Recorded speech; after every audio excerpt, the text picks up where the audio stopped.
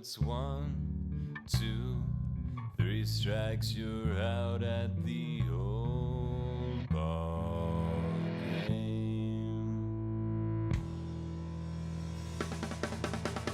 Take me out. Twitchy Dolphin Media presents Let's Get To. It's baseball from sea to shining sea by the team that brings you home. And now, your host, James Christopher. And welcome to Let's Get To. I'm your host, James Christopher, and we have a very busy show for you today. But before we dive in, we've also got some pretty big news.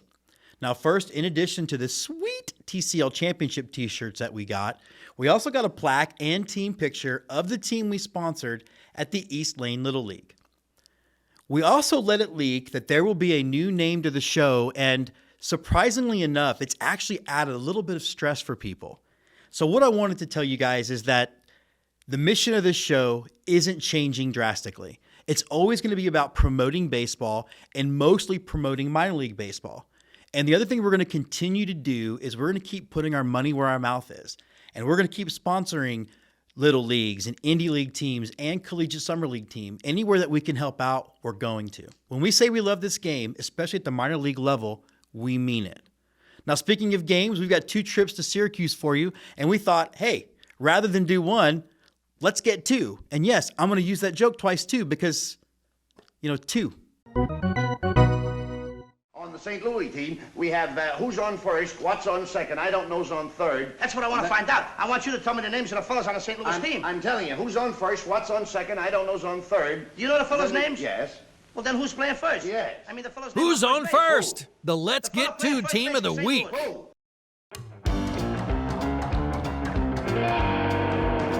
Now, in a state full of baseball teams, the city of Syracuse, New York has no shortage of local nines to go see play. And because I love a play on words this Sunday, I wasn't going to get just one ball game in. I thought to myself, let's get 2. So my first stop was to see the Syracuse Spartans of the New York Collegiate Baseball League. And look at that logo, it's amazing. Now, we visited with the Gerard Butler of these particular Spartans, the Spartan in charge, Ep26, and talked about all of his merry band of ball players. Well, so as a 501c3 nonprofit, it's really our mission to help these guys grow as young men and then as ball players. We do that with a ton of community efforts. So we do that working with Syracuse Challenger Baseball, which is one of the oldest and largest baseball programs for individuals with special needs in the country. Wow, okay. We work with the Salvation Army. This upcoming week, we're going to be doing an ALS game on the 7th for a Strikeout ALS Challenge. Now, as a team set up as a 501c, which is a nonprofit organization, JJ and the staff take a holistic approach to helping grow not just a good ball player, but a good human being. Now, we were there for the Salvation Army benefit game, and you can see these amazing pictures taken by the very talented Elena Beckett, who also happens to be an incredibly nice person displaying the event. Now, essentially, if you show up with any kind of food item, you get into the ball game. And I'm not sure that you can beat that with a stick, nor would you want to. But ticket exchanges isn't the limit to the community effort that the Syracuse Spartans put into the town of Syracuse. We also did a night so last night was for one of our players who passed away in a car accident earlier this year. Oh, wow. So we did a benefit for him, and we did a benefit for another local player, another local ball player. We raised $1,500 in a scholarship for him last week. So community baseball is literally what we do. So we're really proud to do that and show these guys that they can come in and support the community that is supporting them, and they take some of that spirit back with them to their programs and see how to do it. Now, one of mine and one of any real baseball fan's favorite follows on Twitter or X or whatever we're calling it today is Sarah Langs. And you can find her at Slangs on Sports. Now, we've all been heartbroken and inspired by the strength she's displayed as she has worked through her ALS diagnosis. And one of the things I love about the work that the Spartans do is they are continuing to raise money to help find a cure for this disease. To be 100% honest with you, they're making a lot of progress. I know there's no cure yet, and it's a terrible, terrible disease. But we've been raising money for ALS since 2017. We've raised almost $20,000 for Wow, the ALS okay. Association. Every year we do an ice bucket challenge, so we challenge people. I'm waiting. That's not happening right now. No, is it? no. Okay. But we got some good sponsors involved this time. So the team that we're playing with, the Cortland Crush, is going to come in with a $500 donation. Oh, Blink great. Fitness is matching a $500 donation. Chick-fil-A is matching a $500 donation. So we got the first $1,500 matched with sponsorship, which is really cool. And then at the end of the game, these guys do just a massive ice bucket challenge. They dump ice on their head and they challenge their teammates across the country. So, you know, it kind of gets to spread again a little bit the way that the ice bucket challenge originally was made to do. And we stop the game, we play Lou Gehrig's speech. You know, today I consider myself the luckiest man on the face of the earth, which happened right on the 4th of July at Yankee Stadium. So just educating these guys on, you know, how to be citizens of the world, man, and getting a chance to show them, you know, that they can use this game that they love to do good things, man. And speaking of ALS and Sarah Lang, you can get one of these T-shirts from RotoWear. It's a design partnered with pitching. No. And speaking of ALS and Sarah Lang, you can get one of these T-shirts from RotoWear. And it's a partnership with Pitching Ninja in support of Sarah to help raise money for Project ALS. Now, another question all baseball fans want to know is how good is the actual talent in the New York Collegiate Baseball League? Well, so our league, I played in this league 16, 17 years ago. I'm dating myself here. But last year we had 3 guys drafted. I mean, you know, this year we actually got a chance to go down to Virginia and play in the National Alliance of Summer Collegiate Baseball prospect game. Oh, great. We played against a bunch of guys throwing 95, 96, 97 miles an hour. We beat them 10-7. There was 30 scouts there, so it was really cool, man. I would say the game is, you know, the scouting has changed a little bit since MLB shrunk the draft. Yeah. Everyone's kind of looking to get these players either in the All-Star game or in like a combined like crossover type of game, so that scouts aren't all trying to go like we're our All-Star games competing against another league's All-Star game, and the scouts are like, oh, which one am I going to go to? So we're trying to be, you know, cognizant of that, and we'll travel to you so you can see some of our top guys. But no, I mean, these guys are D1, D2, D3 ball players from across the country. You know, they play a 42-game schedule in 51, 52 days. Wow, so yeah. It's a minor league schedule, and they can see who can really grind it out, man. And we got a few really good prospects in this league, and guys that maybe name some guys who are undersized. Like, you know, our second baseman. He's not starting today, but he's basically played every single game for us. He started every single game at college baseball. He reminds me of Altuve when you see him play. He got to tour. Yeah, there you go, right? ALCS MVP 2019, Jose Altuve, to all my homies out there. We watched him on opening day get to a ball. He's playing second base, get to a ball that I thought was through, like on the shortstop side of the bag that he dove for and doubled the guy off, and then he hit a home run. And just to be 100% honest, with a wood bat, he's a guy who you might not see his, you know, his measurables. Yeah, right. Yeah. But if you watch him play the game, you're like, wow, that's a guy who, you know, we want to, you know, maybe take a look at. So that's what this is about, man. Giving these guys an opportunity to, one, get better, okay, and go back to their school, like learning something here and getting a chance to compete. You know, some of these guys are redshirt freshmen; they didn't play, right. You know, so getting some innings, and then ultimately too, give them a chance to maybe get some looks and see what it looks like to play at a, you know, professional level. Now, later on in this episode, you're going to hear from Chase Almendarez, and he's going to talk about what it's like to be a college coach, sending players off to summer leagues, and how that relationship works. Now, JJ hit on that relationship from their end. So how do collegiate summer league teams like the Spartans make sure that they're taking care of these players? That way they're still able to be effective in their college seasons. So it's a fun dynamic to kind of go through. We've seen it happen significantly more to other teams than to us. I think if you start off with clear expectations, you know, with the college coach, and you understand what kind of guy you're getting in here, you know how, you know, some of these guys want to see their guys come out and get innings, especially redshirt guys. Hey, go out and freaking let it rip. But if you're grabbing, you know, the ace or, you know, big arm from one of these schools, you know, there's an innings limit. You know, we're playing Rochester right now. One of their top guys just got shut down because he hit his innings limit. Like when we play Cortland, you know, they had one of their guys shut down already. This is the time time that they kind of start trickling out. So, hey, we're bringing some guys in now, so we're getting stronger as the season goes. That's our goal. And no, listen, the relationship with the college programs is one of the most important things here, because when you take care of a guy, you call the coach back up and at the end of the season and you say, hey, who you got for me next year? Right. I got 4 guys coming for you. You know what I mean? I want to send you my shortstop, my outfielder, and 2 arms, you know, and then you keep that relationship going, because they know you send this guy back and he's you know, all, you know, after hitting 360, you know what I mean? And he's, and he had a good time. He had a good time. He's turning the double play faster, you know what I mean? And he felt like he's, you know, was a part of a community. You know, instantly that coach is like, okay, who I got coming in? Freshman. I got a transfer coming in. You know, like, so it's, this year we have more local players than we've ever had before. It's actually, you know, there's pros and cons. Sure. You know, the pros are, you know, their family members come out to the ball games. The cons are they kind of look at it sometimes like it's travel baseball from here. And now let's stop for a baseball break. It's going to be, what a nice throw across the diamond. Oh, but that was a strong arm across the diamond by the third baseman. The guy who just scored from second on that ground out to third base is another one of these league's prospects. He came down with us. He's leading the league in stolen bags. Like, I watched him hit like 5 or 6 ground balls to third base. He beat out 3 of them. It's crazy. Really? So fast. He flies. Now let's get back to a little rapid fire with JJ. Godfather 1 or 2. 1. Can I tell you how many people tell me they've never seen them and I want to die a little? Or die a lot, I guess. All right, 3930 flex fit or dad hat? Oh, wait.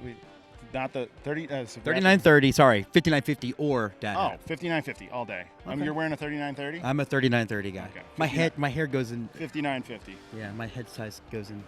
So we want to thank JJ and the entire Spartans team and players for a great time at the ballpark. Whenever I visit indie teams or collegiate summer league teams, I always feel an extra special affinity for them. In many ways, they remind me of independent filmmakers.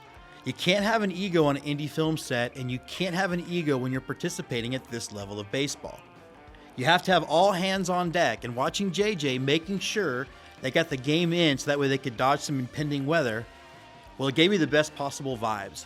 You have to love a game with that big a heart, and you have to love a team with a guy running it who cares about the sport so much.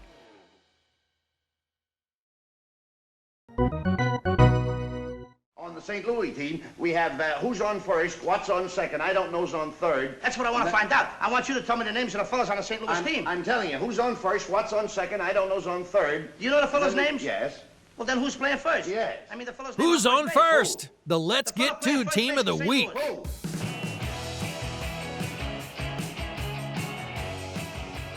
Okay, I'm not going to lie. Pulling up to NBT Bank Stadium, home of your Syracuse Mets, brought mixed emotions. I'll always remember the '86 Mets versus the Astros as my first taste of real baseball heartbreak. And the pictures of Keith Hernandez and Darryl Strawberry didn't do much to keep those memories buried.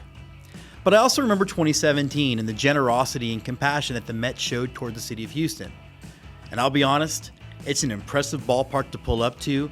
The color scheme is chef's kiss. Now, going inside was no less impressive. It's a grand ballpark, fresh off some renovations, and even on a soggy day, it's a great spot for the greatest game ever invented. Now, what I've learned about covering the sport and the fact that we've invested so heavily in covering all levels of baseball is that you'll learn to appreciate that any park can be a great park. If you go watch the Greenville Flyboys, you get a really intimate experience as you do with most of the Appy League teams. But then head out to Rocket City and the Trash Pandas, and it's like driving a brand new Ferrari of a stadium. And Hartford, as you'll see in a few episodes, brings a dynamic baseball experience from all corners of the ballpark. But if we're keeping the transportation theme going, NBT Bank Stadium is like that luxury yacht that makes people question what you do for a living. To have such a fantastic mode of transportation makes you the kind of guy that says it's not a boat, it's a yacht. Now, when you walk in, you're engrossed with the grandeur of the stadium. This isn't a ballpark, y'all. This is a stadium, and it feels like that. It's impressive from the minute you pull into the parking lot. Everything screams fun, and everything screams that this building was built and designed perfectly to fit in with the Mets brand. The field is pristine. It's large, there's a variety of places to sit and enjoy the game, and they've got one heck of a gift shop that I went to a lot. You'll notice it's the second jersey in this episode. Now, the fact is, it was raining and the game ultimately got washed, but it didn't matter. And after my experience in Daytona a few years ago, I learned that in some ways, you can tell more about a ballpark environment from how the people react to a rainout than even on the sunniest of days. Now, despite the rain coming down, lines still flooded the front gates trying to get in. Fans sat in the stands waiting for the game to start as if they could will the rain to stop. And maybe my favorite was watching some kids on the turf berm seeing how far they could slide down the top of the concourse. It was so much fun shooting it in slow motion that my inner Michael Bay came out and I was shooting all the water flying off.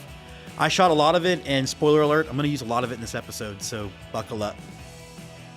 Now, if you've been following the show for a minute, you know that I love it when a ball team keeps its history on its sleeve, and the Syracuse Mets do that in spades. You've got a Hall of Fame, you've got retired numbers, and you have pictures of the great Mets who came before, including the aforementioned destroyers of my childhood. Wink, wink. Okay, so it's not totally untrue, and I did tell my therapist that we might need to put mom aside for a while so we could go back and re-deal with 1986, but that's a me problem, not a you problem.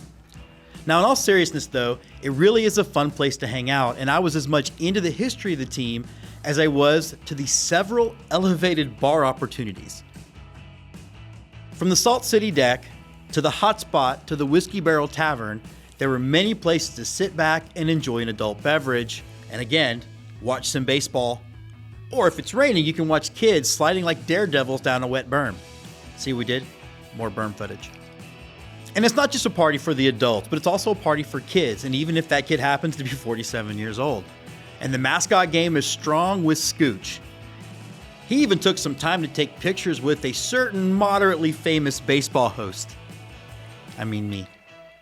And no, I didn't stop and get a balloon animal, not because I didn't want one, but the line was really long, and I had to get up to the press box so we could meet the voice of the Syracuse Mets, Mike Tricarico. Yeah, so I actually grew up in Syracuse. I grew up in nearby North Syracuse, so 10, 15 minutes away.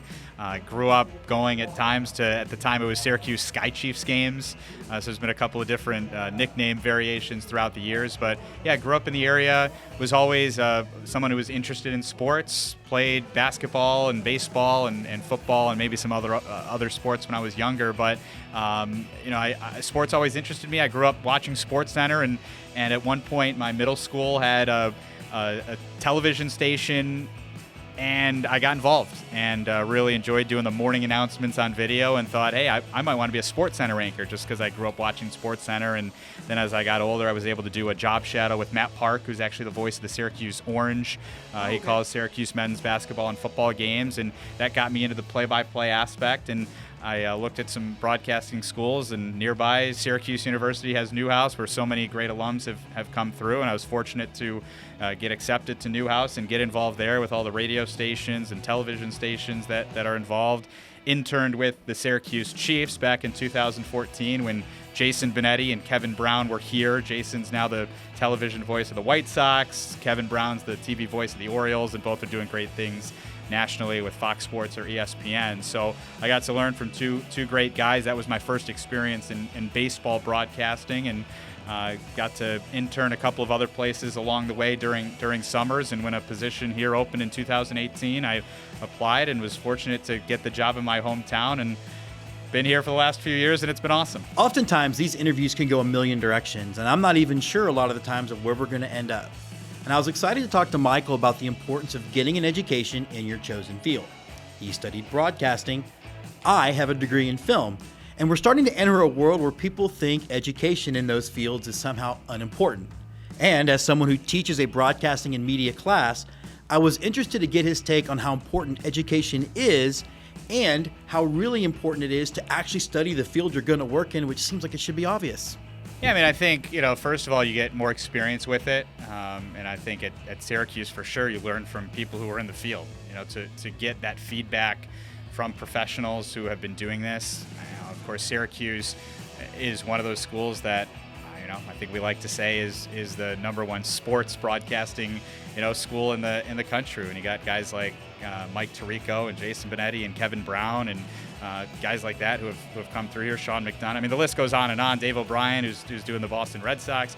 So to be able to have, that list of people where those guys like Robert Ford, who's also a Syracuse guy, who come back to the university, who talk to students, and you can ask those guys for advice, I think is awesome. The professors you have is great. And I think the one thing that many, many more schools have been able to do now as broadcasting has evolved to not just ESPN or Fox or NBC, but now you have ACC network and you have the Big Ten network, and you have an opportunity where you just have many more opportunities at these schools, more options available, where when I was there it was just the start of the whole ESPN3 thing, and I was able to call some Syracuse men's basketball games, and I think I called 6 or 7 TV games at Syracuse. But you have some of these extracurricular opportunities now where if you don't get involved at the student radio station or the student television station, you're kind of missing an opportunity. And I think that was one thing during my time that separated Syracuse in my mind from other places, was those opportunities where, we're calling Syracuse basketball versus Duke in front of a sold-out crowd, or you're calling Syracuse Clemson in front of a, sold-out dome, or down in Death Valley, or, all those opportunities are just something that really, was something I was able to fortunately take advantage of. And I think it's that experience in this industry where maybe not as much as the formal education, but getting the experience, calling the games, and then getting the feedback from alums or people in the industry, I think is the most important thing. Now, I definitely wanted to ask him about the environment here. I continue to be struck at how good of a time people were having as they were waiting out the rain. People hanging out at the bars, kids sliding down berms like daredevils. That's the third reference, everyone. The stadium was a party zone. It really is, and we're fortunate to, as the New York Mets partnered here in Syracuse, we went through a $25 million renovation. So those turf berms are new. I've always said if there's ever another $25 million renovation, if you just install turf berms all around, we'd sell the place out, because those kids love the berms. I think on any given night, you can guarantee that those berms are going to be filled with kids who are just running around and maybe not even paying attention to the game. This one kid just body surfed the whole thing, gave him definitely a 10 out of 10. I was pretty impressed with this distance. Yeah, no, it's one of those things where if you're at a ballpark, and I think any ballpark, but definitely here, if you notice, if you just look around, you're going to notice something that's going to put a smile on your face and catch your eye. Now, after having such a great experience talking with the Spartans, I was really curious to see what the Mets' involvement with the community of Syracuse was all about. I think in minor league baseball especially, community is so important. Until the New York Mets bought this team back in 2018, it was the Community Baseball Club of Central New York. It was a community-owned ball club. So yeah, so to be community-owned, where where this whole thing started out decades ago, I mean, you had the community come together to say, hey, we want baseball in Syracuse, and we're going to do everything we can. We're going to put our money where our mouth is to do that. So community is so important, and even as the New York Mets have come in, community remains important, because what is the organization if the community isn't coming out to support it? And like you said, I mean, baseball is such, I think more than any other sport, such a social game. I mean, I say it all the time on the air. I came to games growing up. I'm not sure I could tell you the results of any of those games, but I could tell you I had a great time. Like all those kids you're talking about on those turf berms just running around during games, I don't think they're really paying attention to what the score is, but the one thing they're going to remember is they had a heck of a time. Maybe they made a new friend while they were out there, and baseball really allows you to do that. So we're fortunate and we're happy here in Syracuse to have the support of the community. We try and give back as much as possible, whether it's, especially this year, having every Wednesday 4 nonprofit 401c3 organizations out that we can highlight and have on the air, and they can sell tickets where some of the proceeds go to their organization. They can come out and have a table on the concourse to spread information. It's things like that we try and do, because we understand how much the community has helped us, so we try and give back as much as we can to the community, because it is important. Now, if you're a devoted Let's Get To viewer, you'll know that the Mets are actually the first time that we've had a team on the show that shares its name with the parent club. So I was curious as to how that worked for the Syracuse Mets. So I think the first thing is the fact that the Syracuse Mets, now affiliated with the New York Mets, and the New York Mets colors are orange and blue, plays really well in Syracuse, because the university's main colors are orange and blue. So if you go to a Syracuse basketball or football game, you might see someone who just has on a baseball cap that has the orange, Syracuse Mets S on it, or an orange Syracuse quarter zip, or it just, the colors play well. The colors play perfectly in Syracuse. So I'm not sure if it was the I don't know, some other random, major league team that had different colors, even if it was a New York-based team, it might not play as well from a merchandise standpoint. But the orange and blue plays well. And I think the biggest thing that I've learned, and I think our whole organization has learned, is just how many Mets fans are here. This was always known as not just a Yankees town, but a Red Sox town as well. Oh, wow. A lot of Red Sox fans here. But ever since the Mets have been affiliated, we've learned just how many Mets fans are here in this area. We hear from so many people that, at the game, I'm a Mets fan, and they're coming out and enjoying the game. So I think there is a large contingent of Mets fans that can give any Yankees or Red Sox fans a run for their money around here. And one other interesting thing, I think, is on the road especially.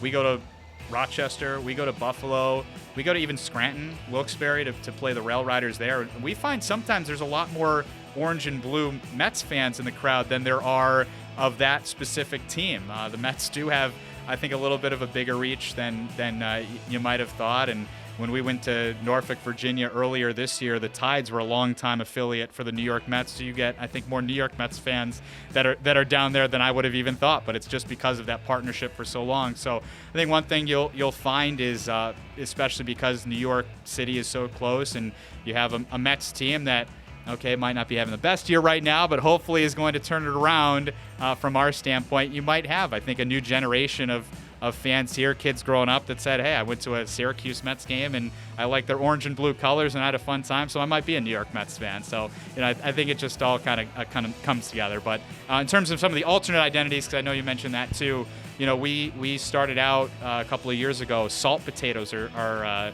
Utah community, and Irish immigrants would be working in these salt brines, and they would bring these mini potatoes and boil them in the salty brine, and that was the creation of the salt potato. This is known as the Salt City. We do Salt City Saturdays. I know you have your Salt City hat on, so right on cue. But a lot of our alternate identities, I think all of them really are just community-based. What is Syracuse, what is Central New York known for? The Salt City, the salt potatoes. We did one a couple of years ago. We were the Syracuse Devices. The Brannick device, I had no idea until we did this. That little device that you measure your foot with at the shoe store. Yeah. It's called the Brannick device. It was created by a guy in Syracuse. So one day we became the Syracuse Devices. Later this year, we're going to be the Syracuse Shot Clocks because the shot clock was created here in Syracuse. So it's some of those things that most people, even that live here, don't realize, and certainly people who might not be from here might not know that. But you find all of these things that Syracuse and Central New York is known for, and because, we're a community organization, it's just a great opportunity to have that alternate identity, and it just matches up really well. Now, I, for one, am shocked. Shocked, I tell you, to find out that there were any other teams in New York besides the Yankees. Shocked. No? Color me shocked. No comment on that one. And now to have a little fun, and he only answered the question because I gave him an offer he couldn't refuse. Ooh.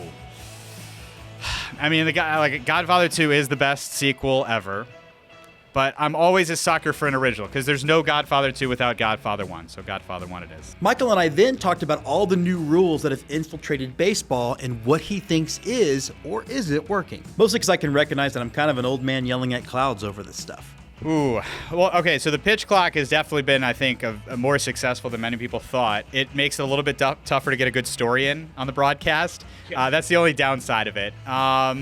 The ABS system, I think, is interesting, this automated ball strike system, because I think there are a lot of positives that are interesting about it. I don't think it could ever come to the major leagues in the full sense. I would be intrigued to see if they can get some of the kinks out. If the ABS challenge system, because I think that's been the highest rated amongst managers and coaches and players.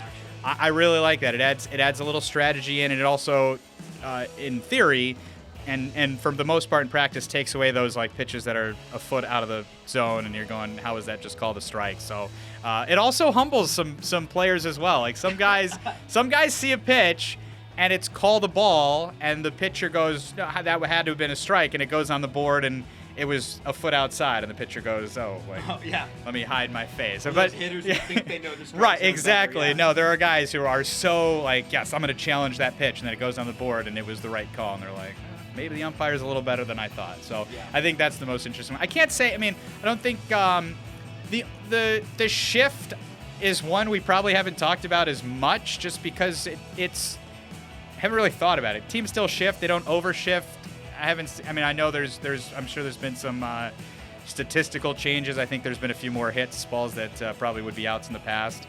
I mean, I guess if there was still shifting, I'd be okay with it, but I can't say there's any rule out there that I'm like, oh, they got to revert back immediately. So let me close it out with Michael, and I had to ask him what he thinks, other than the Mets, is the best brand in minor league baseball.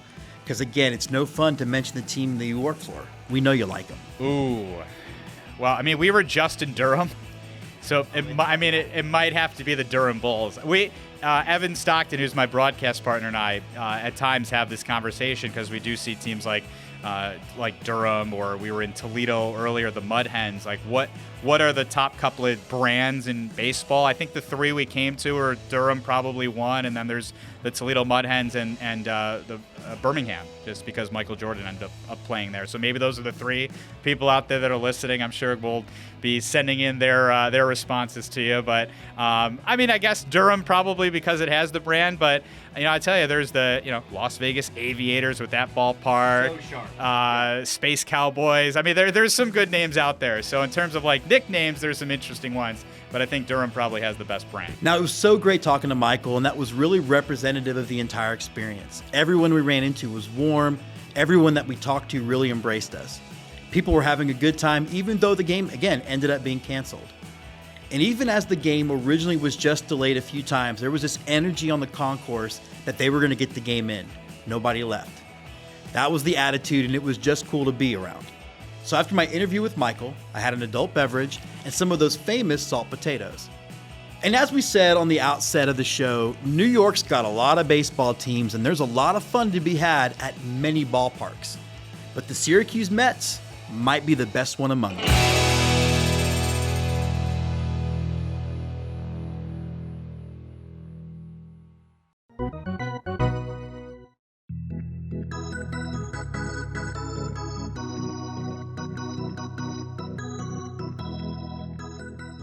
Ladies and gentlemen, please adjust your scorecards. We have a special guest in the lineup.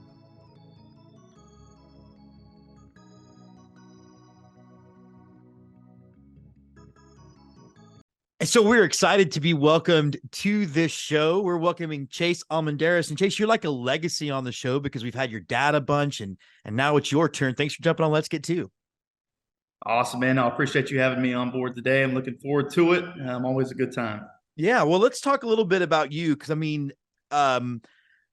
interacted briefly when you were managing the Hairy Men, but you have really had a pretty fast climb through baseball. But tell me a little bit about just your love for the game and when you went to playing and how you made that decision to get into coaching and managing. Yeah, so I didn't understand it at the time, but I was very fortunate growing up around Dell Diamond with the Round Rock Express, growing up as a bat boy and working as a clubhouse attendant. That definitely sparked my passion for the game, and having the opportunity, one, to play collegiate baseball and then work in a minor league baseball front office, with it being with the Express, and of course all the benefits that came with that, and coaching the Hairy Men. It was definitely a unique time, but Dell Diamond, man, that was what really got my baseball juices going. Very fortunate and blessed to have them in my life. But now with the head coaching job here at Huston-Tillotson University, I'm thrilled with it. It's been an unbelievable experience. Having the opportunity to build something that has a rich history behind it, just right in Austin, Texas. It's been a very unique experience, man, and I'm looking forward to it, especially this coming season. Well, talk to me a little bit about, I feel like the importance of the historically Black colleges and the historically Black universities. We might see increase again with the Supreme Court stuff. I mean, all of that. I don't want to get into the politics of it, but how important is it that these institutions exist and that we keep that tradition going? Oh, it definitely is a piece of history that needs to be recognized. You see what the HBCU culture is all about, especially with me being in it for the last year and a half. It's been an amazing experience, but the opportunities they give, minorities, African Americans, as well as Hispanics, it's been awesome to see with the athletes that come through here, but even the student population as a whole, and then the staff and faculty on site. They do an unbelievable job. But HBCUs, man, there is something definitely special about that, and they deserve the recognition, but they do a lot of good for the community, and I'm very fortunate to be a part of one. Well, and then you guys play also at Downs Field, which used to be the home of the Austin Black Senators. And it's funny because along with getting to go cover the Harriman during the pandemic, I was so thirsty for baseball. I didn't even know it existed. And in the pandemic, we found it and went out there. And when you get out there, you see the monuments and the recognition of the history. But I mean, you guys are playing on ground that has been home for baseball for what, almost 100 years. I mean, there's got to be a moment where you just take it all in and go, this is the coolest. It is. I was out there, in fact, a couple hours ago doing some field work, but it's an unbelievable place to go to on a daily basis. There's a historical landmarker right outside of our baseball field, right by the entrance. And so passing that on a daily basis, just cementing the history behind the field and its ties to Negro League Baseball with the Austin Black Senators. And then even the name of the field is named after Reverend Carl Downs, who was the pastor that married Jackie Robinson. And so I don't know if you know this too, but Jackie Robinson also was a athletic director / basketball coach at Samuel Huston College. So that was the college right before we merged and became Huston-Tillotson University. But there's a lot of unique ties here. You look at the baseball players that went through there, Willie Wells, Smokey Joe Robinson. I mean, you name it. It's an unbelievable feeling going through those gates every day. Well, what was kind of neat, you talk about legacy, was I was chatting with your dad on the concourse of the Express, and I love so much about how openly proud he is of you and, your brother, but he talks a lot about baseball family, and I find a lot of inspiration in that, and I've seen other people kind of borrow that hashtag, but I mean, baseball really is one of those things that when you're in it, it's always there and it always has your back.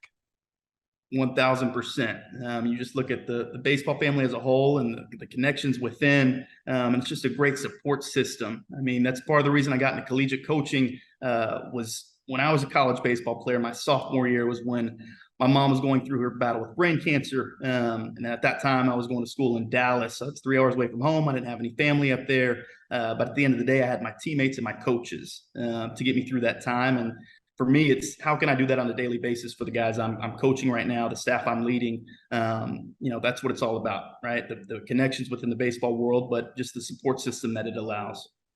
So you talked about building something. So tell me a little bit about like the program you inherited and the direction you're trying to get it to go. And I'm always fascinated because of how baseball works. It's the one sport where you really can put a good product on the field, no matter the size of your university, because of how scholarships and things work. So tell me just a little bit about, again, the program you inherited and the direction you're trying to take it. Yeah. So I started in January of 2022. So that first season, got through it. It was a little difficult, but you look at the previous 2 seasons with Huston-Tillotson in 2021 and 2020, they did not compete in any sports. So really there was a 2-year hiatus with the baseball program. And so getting that going again, that first season, we got through it. And then last summer I had the opportunity to recruit and bring on some new faces, some new recruits. And they were a young group. We battled this past season, got through, man. It was a lot of learning experiences. And so heading into this new academic year, we got a brand new recruiting class coming on board. We got some JUCO recruits coming in, a couple key freshmen, as well as some key returners coming back. So I'm fired up about it. But having the opportunity to build here on a daily basis, we're in a great location. We have a great support system. You talk about the baseball family, my dad and the Express and the Ryans have done an unbelievable job just helping us out. And so very thankful for them. But we're fired up for this upcoming season. When you were building the team, I was curious because the transfer portal, I feel like, changes everything about college sports. And, I'm sure you watch the news, college sports changed a whole lot 10 days ago too, right? So how much of it is like, okay, I'm building the team with like young guys, freshmen, that's going to be a base. And then how much of it is then maybe filling in roles with guys from the transfer portal? Yeah, so we're in a unique position since we are an NAI institution, so we're not affiliated with NCAA. However, that doesn't mean we can't play or can't play each other, transfer players, whatnot. But it definitely does play a huge factor in today's recruiting game. It's tough. I really have had to push my recruiting schedule back to allow me to have more time to see freshmen, and then also, I got to be super selective with these freshmen just because of the transfers that you could get during the summer break. Yeah. And so it's unique, it's a unique time in college baseball as a whole. But one benefit we have is we don't see a lot of the chaos with guys transferring out of NAI institutions, nor a lot of NIL, entanglement and things like that. Where do you see? I definitely want to talk about the squad specifically, but I feel like college baseball, I think people are finally figuring out that it's good baseball to watch. And you know, I when I was at UT, I had the T-shirt was "Fall in Love with the Ping," right? And it was this whole thing. But it seems like people are finally coming around, and this is a really exciting brand of baseball. Oh yeah, baseball, man, it's taking off, and especially you look at even Major League Baseball, professional baseball right now, and those key races with the Astros and Rangers, but even the players that are coming on board, guy with the Reds, Ellie De La Cruz, and Oh, that guy, yeah, just electric, right? And they're was like young 115 pounds, and he's 6'8" or something. Like, exactly. Yeah. Bobby Witt Jr. And there's just a fresh look coming to Major League Baseball, but that also brings a lot of excitement around it. And then too, you look at the college baseball world, this past college baseball World Series, and it was awesome. I mean, you had a lot of people dialed in, close games, and it was just fun to watch it. So definitely, I feel like baseball is on the rise. And yeah, we're getting after it. So tell me a little bit about the squad then coming in. I mean, who should we look out for? I know that you're particularly close to one of your players. Exactly. Man, I'll start off with the returners. We got a key group of returners coming back, some seniors. We have a Gold Glove player, third baseman Luke Viscara. He's just from Elgin High School, but he's going into his senior year. But he was lights out for us this past year, so excited to have him back. And then some of the guys I'm bringing in a transfer outfielder from. Sorry, he went to school in McAllen, but Alec Warden is his name. But he played a little JUCO ball, went to a D2 up in Oklahoma this past season. But he's coming back home and finishing his senior year at HT, so I'm fired up about him.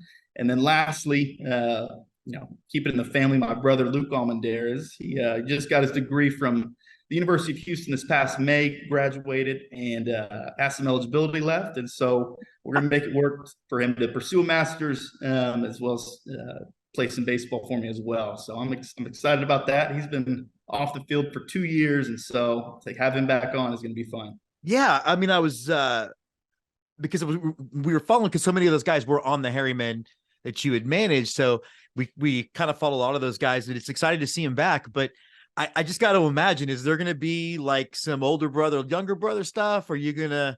I mean, will there be? I think it's not a noogie in the dugout, but I mean, how's that going to play out? Man, so we've been fortunate enough ever since he's been in high school. I've coached his summer high school baseball team. So I coached, of course, the Harrymen. And we get along just right, man. He knows how I operate. I know how he operates. But best thing out of him is he leads by example. You watch his attitude, his effort, the way he competes, the way he plays. And he's just a model player for a lot of these guys that are coming in and have been here. But I'm fired up for him to be back on the field and for us to be in the same dugout. Yeah, I just wonder. I mean, I gotta assume you guys are cognizant that you're making, like, these are lifelong memories that you guys are going to have when you're old and talking about your baseball. I'll be dead by then, but you guys will still be around and old and talk about your baseball days.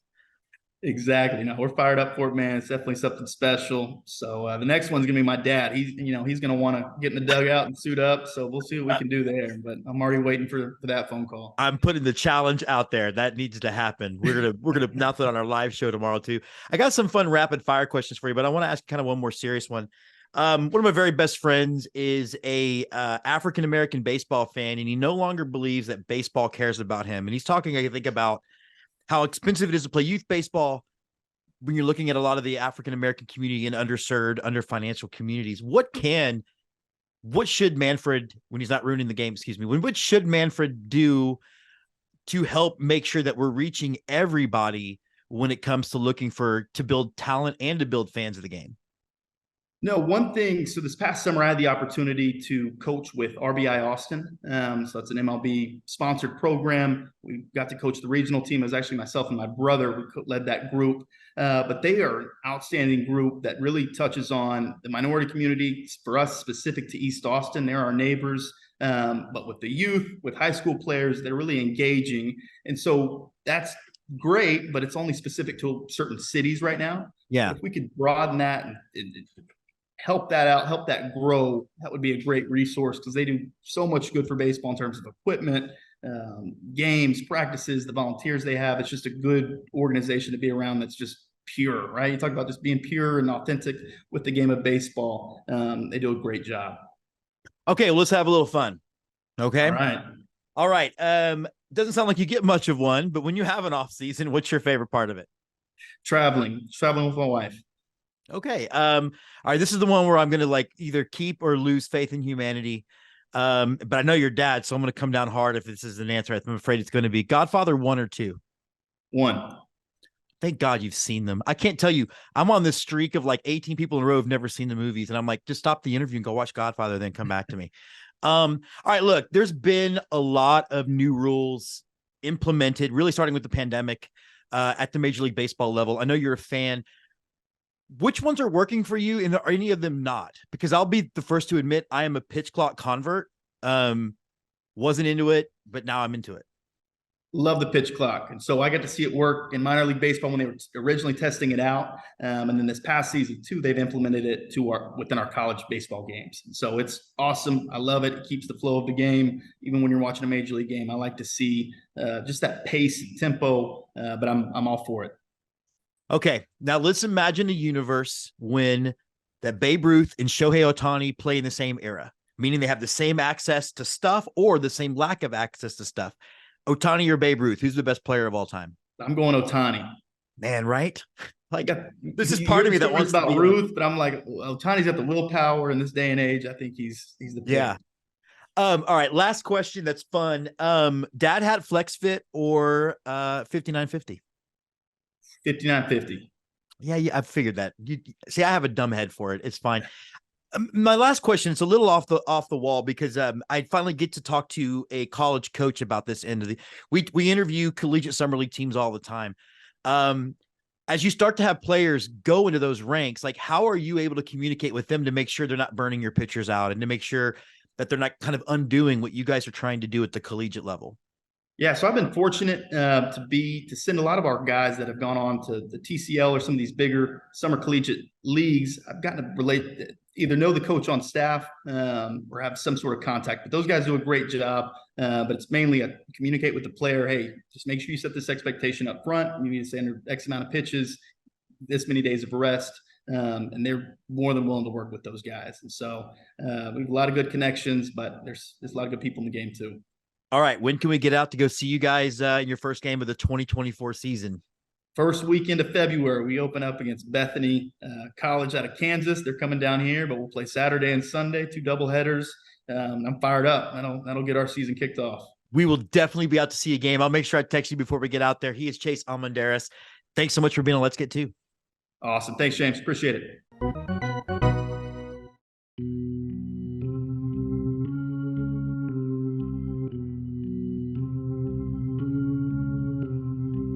And now, on to close it out, the right-hander from Houston, Texas, James Christopher.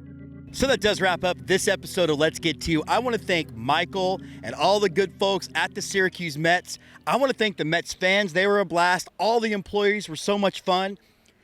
I know I say this a lot, but this is one of the best AAA experiences we've had. You've got to add this to your visit list and put this on your must-see ballpark list.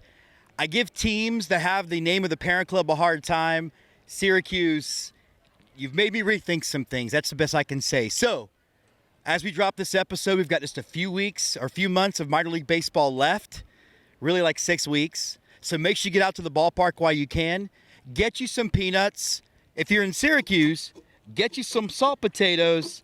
And most importantly, let's get to. Let's Get To, presented by Twitchy Dolphin Media. Creative Director, Jessica Bybee-Jedgetts. Written, directed, and hosted by James Christopher. Executive Producers, Andy Tomcheson and Scott McIntyre. Produced by Andrew Nelson, Eric Mertens, Jessica Naster. Commentary by Gary C. Warren, Emily Nyman, Paul Caputo, Ed Rivera. Music by Grace Usselman, On Holiday. All trademarks of the teams covered on this episode are the property of those teams. Look for more content from Twitchy Dolphin Media and the Let's Get To family, including Go-Go Astros, Fanboy 76, Yell Fight Suey, Jerseyed, and Unboxed. This has been Let's Get To, baseball from sea to shining sea by the folks who bring you home.